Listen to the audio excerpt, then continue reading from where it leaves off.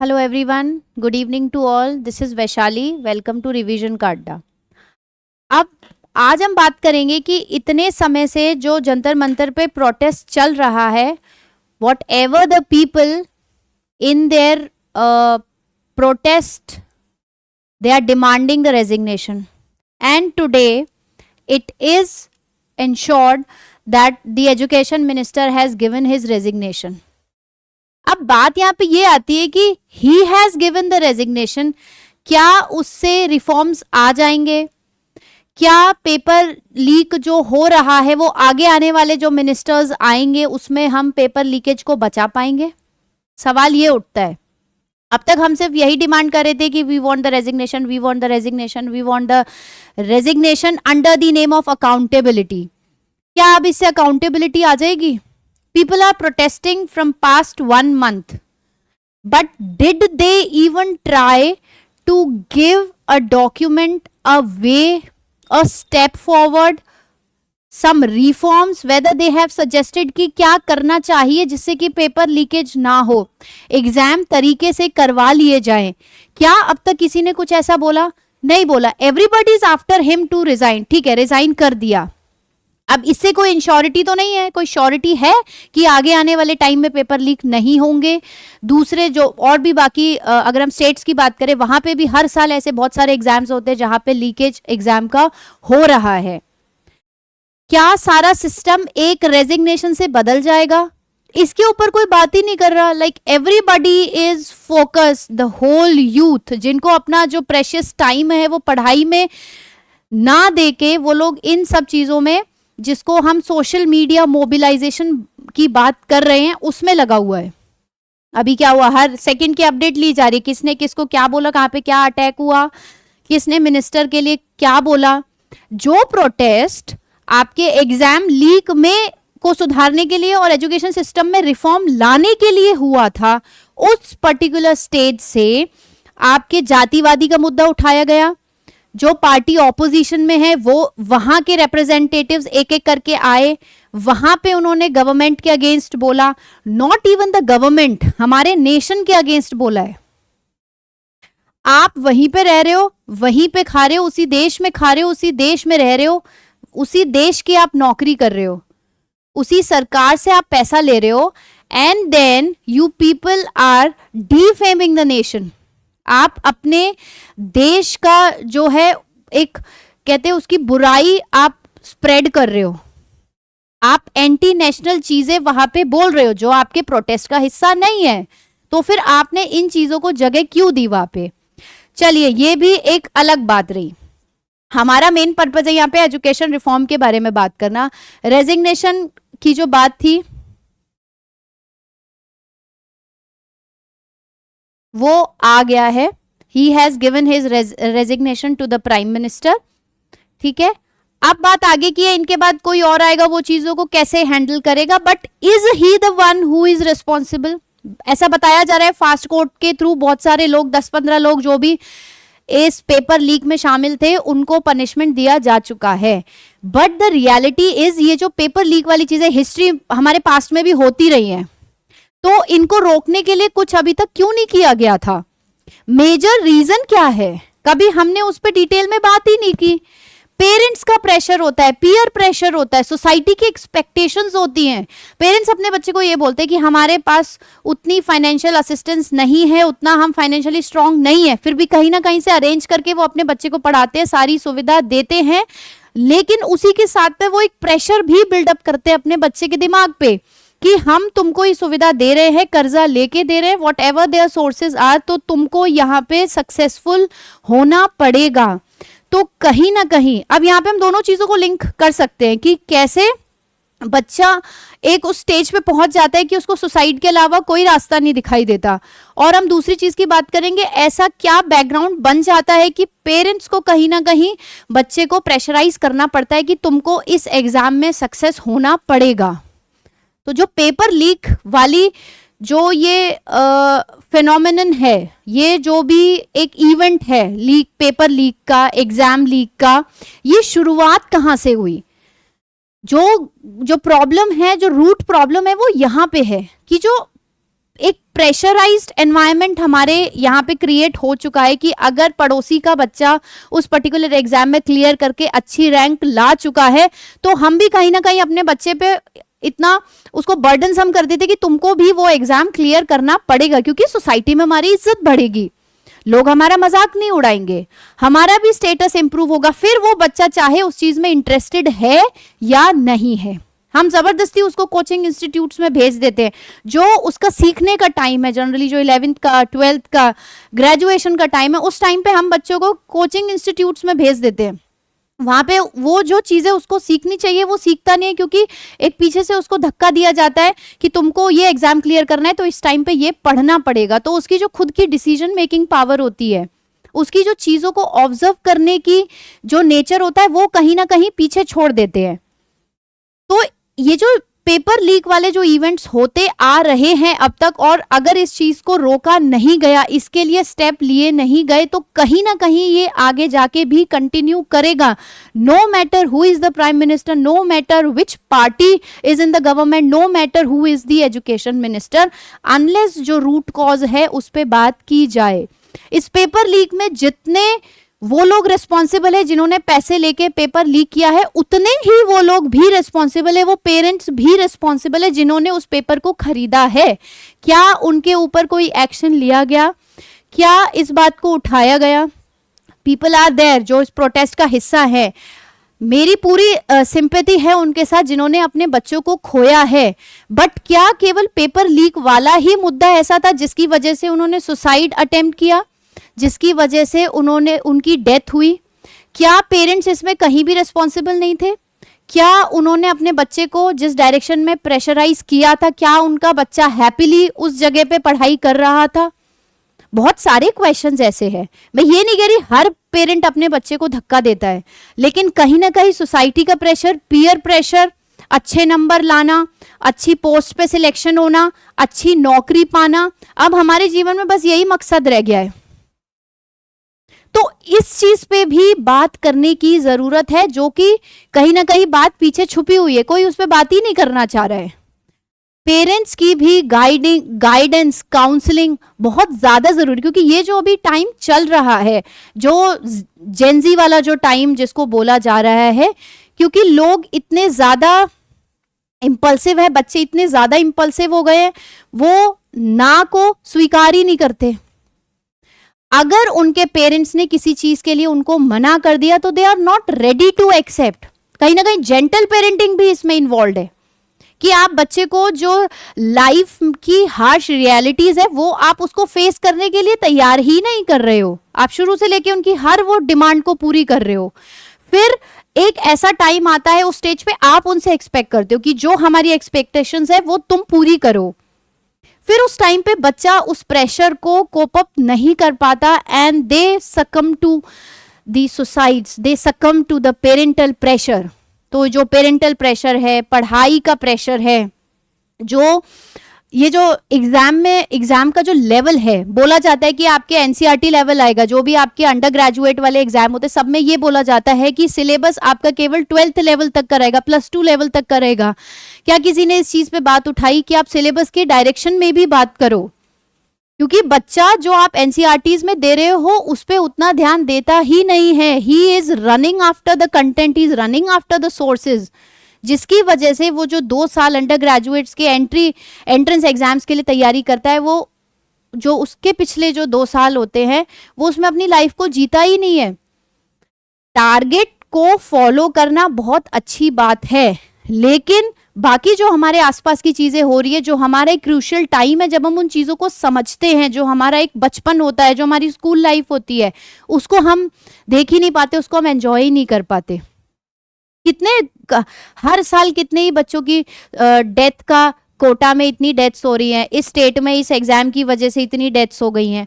अभी जो डेथ हुई है मुद्दा उसका उठाया गया, लेकिन कहीं भी उस मुद्दे को आखिर तक पहुंचाया नहीं गया। बात यहाँ पे जो है रेजिग्नेशन तक ही अटक के रह गई। नोबडी इज फोकसिंग कि अगर आपको रिफॉर्म लाना है तो कैसे लाना है। तो यहाँ पे इस टॉपिक की भी के एस्पेक्ट में भी बात की जानी चाहिए कि कल को जो भी हमारा नेक्स्ट सेशन आएगा, यहाँ पे इस चीज को भी देखने की जरूरत है कि बच्चों के पास जो अननेसेसरी मेंटल बर्डन क्रिएट किया जा रहा है सोसाइटी के थ्रू, फैमिली के थ्रू, पीयर प्रेशर के थ्रू, फ्रेंड्स के थ्रू, कोचिंग इंस्टीट्यूट्स के थ्रू, उसको कहीं ना कहीं कम करने की जरूरत है अगर हम अपने देश का जो यूथ है उसको आगे बढ़ने के लिए प्रेरित कर सकते हैं, क्योंकि हमारा यूथ ही है जो हमें आगे आने वाले समय में हमारे देश को आगे ले जाएगा। लेकिन अगर जो हाल आज का है कि सोशल मीडिया से मोबिलाइज होके आप बिना सोचे समझे, बिना रियलिटी को देखे बस आप भावुक हो जाते हो, दूसरों के कहने पे आप इधर उधर चले जाते हो, आप प्रोटेस्ट का हिस्सा बन जाते हो, वहां पे आप वायलेंस का यूज करते हो, ये तो हमारा टारगेट नहीं है। एज अ स्टूडेंट हम समझते हैं कि हमारा अभी ध्यान कहाँ पे होना चाहिए, लेकिन सिस्टम में जो लूप होल्स है, सिस्टम में जो ग्लिचेस है, एजुकेशन सिस्टम में जहाँ गड़बड़ियाँ हैं उसकी वजह से लाखों बच्चे हर साल सफ़र करते हैं। But this is not the way that we are resorting to get the reforms. पूरा रिफॉर्म पे आप बात करो, कहाँ पे रिफॉर्म की ज़रूरत है, कैसे स्टेप बाय स्टेप रिफॉर्म लाया जाए। इतना जनसंख्या वाला देश है, वहाँ पे आप मोमेंट में कोई रिफॉर्म नहीं ला सकते। आप सजेशंस दो वहाँ पे कि इस चीज़ पे आप ऐसे काम करो तो शायद प्रैक्टिकली इसका ये सॉल्यूशन निकल के आएगा और फ्यूचर में इसकी एफिशिएंसी बढ़ेगी, सरकार की अकाउंटेबिलिटी बढ़ेगी। पेपर को सक्सेसफुली कंडक्ट कराना, बिना पेपर को लीक करवाए, बिना पेपर को खरीदवाए, ये जो पूरा सिस्टम है इसमें जितने भी स्टेक होल्डर्स इन्वॉल्व हैं, जिसमें से कहीं ना कहीं ऐसे लोग भी हैं जिन्होंने इस चीज़ को बढ़ावा दिया है पेपर को खरीद के, वहाँ पे भी रोक लगाई जानी चाहिए ताकि फ्यूचर में ऐसी एक्टिविटीज़ को बंद किया जा सके। इस चीज़ पे भी बात करने की ज़रूरत है, क्योंकि कहीं ना कहीं बच्चा सारे सिस्टम में मोस्ट ऑफ द टाइम अपने फ्रेंड्स के साथ और अपने फैमिली मेम्बर्स के साथ स्पेंड करता है।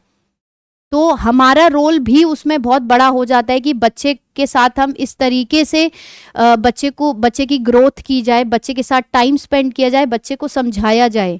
और बच्चे को भी हम सही डायरेक्शन में तब समझा पाएंगे, उसको सही डायरेक्शन में गाइड कर पाएंगे जब हम एक्चुअल में सिचुएशन को खुद समझेंगे, जब हम पेरेंट्स को ये समझा पाएंगे कि कहीं ना कहीं उनके जो एक्सपेक्टेशंस है वो बच्चे पे एक अनड्यू प्रेशर क्रिएट करता है, जो अगर उसके उस लेवल ऑफ एक्सपेक्टेशन तक परफॉर्म ना कर पाने की वजह से उसके अंदर सुसाइडल टेंडेंसीज बढ़ जाती है, जो एंग्जाइटी है वो बढ़ जाती है, जो स्ट्रेस है वो बहुत ज़्यादा बढ़ जाता है, और लास्ट में एक ऐसी स्टेज आ जाती है कि सुसाइड के अलावा उनको कोई ऑप्शन दिखता ही नहीं है। दे हैव नो वन जिसके साथ वो अपनी परेशानी को शेयर कर सके, क्योंकि हर तरफ से केवल एक्सपेक्टेशंस ही है जो उसको दिखाई देती है।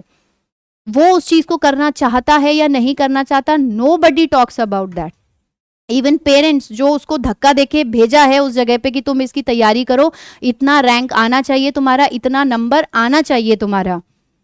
अभी जब रिजल्ट आया था तो ये नीट का रिजल्ट आया था, तो उसमें एक बच्चे के लाइक 580 के अराउंड मार्क्स आए थे। उसकी बहुत अच्छी भी रैंक बनी थी मार्क्स के हिसाब से, लेकिन फिर भी कुछ लोगों ने उससे ये पूछा कि तुम्हारे इतने मार्क्स की कमी कहाँ रह गई। मतलब अच्छा रैंक आने के बावजूद भी a student who can get a good college, उसके बावजूद लोग उससे ये पूछ रहे कि तुम्हारी कमी कहाँ रह गई है। तो आप ये देखिए, ये एक बहुत बड़ी प्रॉब्लम है हमारे समाज की, पेरेंट्स की, रिलेटिव्स की, सोसाइटी की। इस पे भी काम करना बहुत ज़रूरी है। साइकोलॉजिकली रिफॉर्म्स लाने की ज़रूरत है इस समय। यूथ भी अभी हमारा बिल्कुल डिसओरिएंटेड हो चुका है। 100% की अगर हम बात करें तो केवल 15 से 20% यूथ ऐसा है जिसको पता है कि हमें किस डायरेक्शन में काम करना है। अभी ये जो हमारा प्रेशियस टाइम है, ये जो प्रेशियस एनर्जी है, कहाँ स्पेंड करनी है। बाकी के जो हैं सब भ्रमित हो चुके हैं, सब डायरेक्शन लेस हो चुके हैं, बस एक भीड़ का हिस्सा बन के रह चुके हैं जो अपने एम से बिल्कुल हट चुके हैं। तो इनको भी वापस उस ट्रैक पे लाने की ज़रूरत है। हमें स्किल्स पे काम करने की ज़रूरत है, हमें सिलेबस पे काम करने की ज़रूरत है, ताकि बच्चे के पास हम क्वेश्चन पेपर का लेवल इतना हाई भी ना कर दे कि बच्चे को उस तक उस लेवल तक पहुंचने के लिए उसको इंस्टीट्यूट्स का सहारा लेना पड़े। हमें जो स्कूल का सिस्टम है, like the new education policy has changed a lot, उसमें बहुत सारी नई चीज़ों को ऐड किया गया है और धीरे धीरे लोग उसको समझ भी रहे हैं और धीरे धीरे इम्प्लीमेंटेशन भी हो रहा है, शायद और आगे टाइम भी लग जाएगा। लेकिन फिर भी जो एटलीस्ट जो एंट्रेंस एग्जाम है आफ्टर 12th, उनका स्टैंडर्ड ऑफ एग्जामिनेशन उसमें थोड़ा सा चेंज लाया जाए कि जो बच्चा 11th-12th लेवल पे पढ़ रहा है उसी से वो आगे आने वाले एग्जाम्स को क्लियर कर सके। केवल ये कह देने से कि +2 लेवल का ही आएगा, ऐसा नहीं है। बिकॉज जब भी हम एग्जाम का लेवल देखते हैं और जो हम बुक्स को गो थ्रू करके आए होते हैं, बोर्ड एग्जाम देने के बाद जो आए होते हैं, तो वो बहुत कम बच्चे ऐसे होते हैं जो उससे एग्जाम क्लियर करते हैं, या तो बच्चों को ड्रॉप लेना पड़ता है। और जब बच्चा अपना वो एक इम्पॉर्टेंट साल ड्रॉप लेके तैयारी करता है और उसके बावजूद भी उसका नेक्स्ट सेशन में जब सिलेक्शन नहीं होता, अच्छे मार्क्स नहीं आते, अच्छे रैंक नहीं मिलता, according to the expectation of the society उसको वो जगह नहीं मिलती, फिर से वो एक अनड्यू प्रेशर में चला जाता है। वो किसी से उसको बात करना पसंद नहीं होता, वो किसी से अपनी बातों को शेयर नहीं कर सकता, वो जो उसके अंदर दिमाग में जो सिचुएशन है, जो परेशानी है, वो उसको किसी से डिस्कस नहीं कर पाता, क्योंकि कोई ऐसा है ही नहीं जो उसकी बातों को समझ सके, जो सुन सके कि वो खुद क्या चाहता है और सोसाइटी ने उसको कैसा बना दिया है। तो केवल टॉकिंग ऑन द रेजिग्नेशन, केवल टॉकिंग ऑन द रिफॉर्म्स ऊपर ऊपर से is not going to work. यहाँ पे डीपली काम की बहुत जरूरत है। So those whosoever are actually interested कि देश में एजुकेशन रिफॉर्म लाया जाए, किस लेवल का लाया जाए, किस तरीके से लाया जाए। आप 1 महीने में, 2 महीने में, 3 महीने में रिफॉर्म्स नहीं ला सकते। रिफॉर्म्स को एक कागजी तौर पे पेश करना और उनको प्रैक्टिकली इम्प्लीकेट करना takes a lot of time. हमारे यहाँ पे बहुत सारी चीज़ें ऐसी हैं जो लिखित है, लेकिन प्रैक्टिकली जब हम बात करते हैं तो शायद वो उतनी स्ट्रिंजेंट नहीं है। और शायद एक ये रीज़न भी है कि लोगों को इतना आसान लगता है पेपर को खरीदना और पेपर को बेचना। This is one of the reason. तो जो स्ट्रिंजेंट लॉज की बात की जा रही है कि लॉज बनाए जाएं और उनको स्ट्रिक्टली फॉलो किया जाए, करवाया जाए, उसकी बहुत ज़्यादा ज़रूरत है। बहुत सारे ऐसे एस्पेक्ट्स हैं जिनको आप एक साथ कंबाइन करेंगे, then you can think about bringing new reforms in the education system. तो नेक्स्ट टाइम से जब भी हम रिफॉर्म्स की बात लाते हैं तो शायद हमें बैठ के सोचने की ज़रूरत है कि किस किस एरिया में कैसे रिफॉर्म्स लाए जाएं। केवल डिमांड करना is not the right thing. Demand के साथ अगर आप सोल्यूशन भी प्रोवाइड कर सकते हो, because you understand yourself up to that level कि we are educated, we know our rights. If you know your rights then you should be knowing किस जगह पे आके आपको एंटी नेशनल चीजें बोलनी है, किस जगह पे आके आपको आप स्टूडेंट्स के लिए, यूथ के लिए डिमांड करनी है, किस तरीके से डिमांड करनी है। आपको ऐसा स्टेज नहीं लेके आना जहां पे लोग आए और आपके देश के लिए कुछ भी कह के चले जाए। पार्टीज आती जाती रहती है, मिनिस्टर्स चेंज होते रहते हैं, लेकिन आप तो इसी देश का हिस्सा हो। लोग आएंगे, कह के चले जाएंगे, but you have to be the part of this nation in the future as well. तो अगर आपको अपनी राइट्स मालूम है तो आपको अपनी ड्यूटीज भी मालूम होनी चाहिए। आपकी क्या क्या ड्यूटीज है, आपको कौन सी बात किस दायरे में रह के बोलनी चाहिए। अगर आप रिफॉर्म्स की बात कर रहे तो आपको रिफॉर्म्स में रिजर्वेशन की भी बात करनी पड़ेगी, क्योंकि reservation is such a huge topic.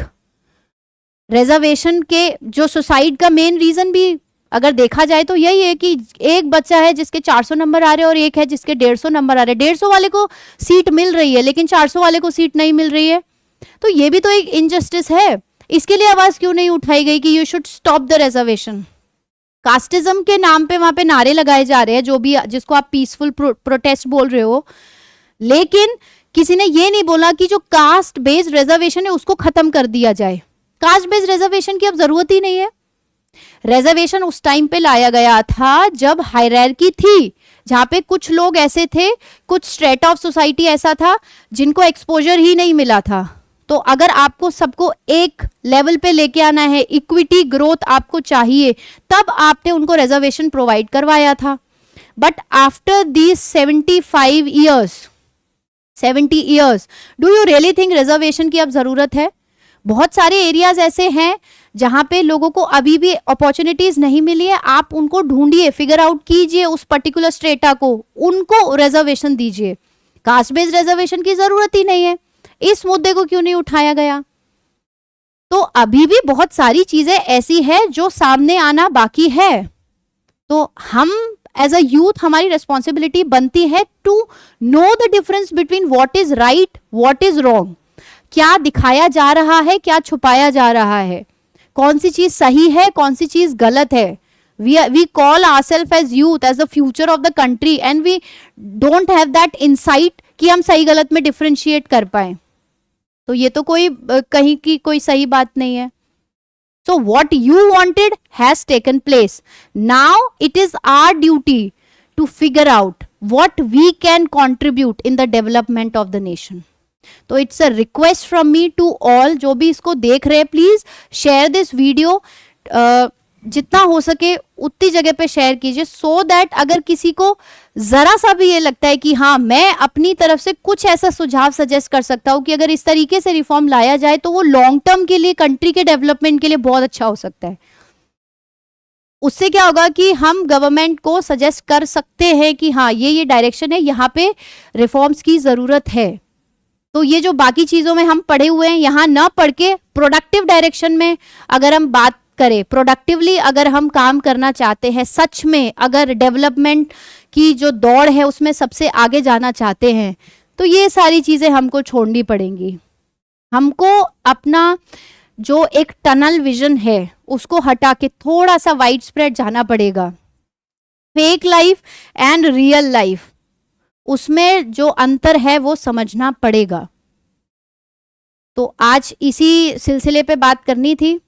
अब आगे वाली वीडियो में देखते हैं what we get in the comments, so that हम एक तरीके से चीज़ों को स्ट्रीमलाइन कर पाए कि दीज आर द एरियाज, हम अपने सजेशन भी फॉरवर्ड कर पाए, इस उम्मीद से कि शायद आगे चल के ये चीज़ें ना हो, इस उम्मीद से कि गवर्नमेंट अगर उस तरफ थोड़ा बहुत ध्यान देगी तो शायद जो साइकोलॉजिकल रिफॉर्म्स की बात की जा रही है वहां पे थोड़ा सा हमको अच्छा इनपुट देखने को मिल सकता है। जो आगे आने वाली जो जनरेशन है, जो अभी अपने 8, 9, 10th क्लास में है, तो 7-8 साल बाद जब वो इस फेज में आएंगे, जो 6, 7 क्लास के बच्चे जब वो इस फेज में आएंगे तो शायद उनको ये डिफिकल्टीज फेस नहीं करनी पड़ेगी, शायद उनको जो अभी के बच्चों को अनड्यू प्रेशर फेस करना पड़ता है वो फेस नहीं करना पड़ेगा। So there are many areas that needs to be looked upon.